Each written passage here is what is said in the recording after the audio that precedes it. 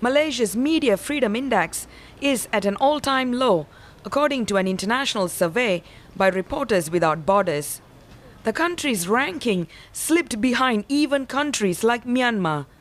The survey pointed to the fact that all the major newspapers and free-to-air television channels are controlled by the government and directly or indirectly by the ruling coalition. Malaysia also lost points for the police force's alleged mistreatment of journalists at a massive rally pushing for electoral reforms last April. The opposition parties say they have no access to TV, and almost everything written about them in the mainstream newspapers is negative.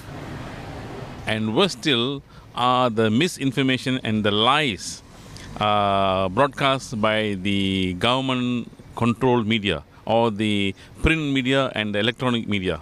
So that is a very serious concern, and all these years the government, due to the monopoly on this print media and electronic media, they are able to control the flow of information.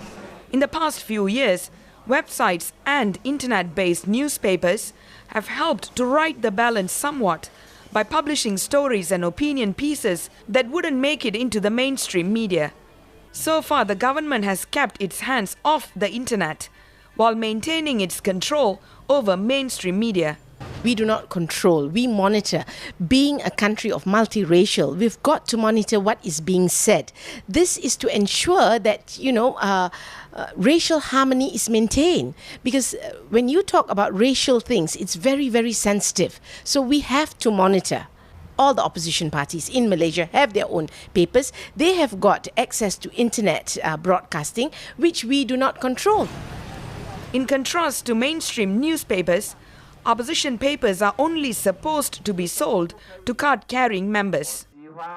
Still, even though internet access is far better in the cities, analysts say the opposition's voice is now reaching rural areas when younger people return back to their families during major holidays and other occasions.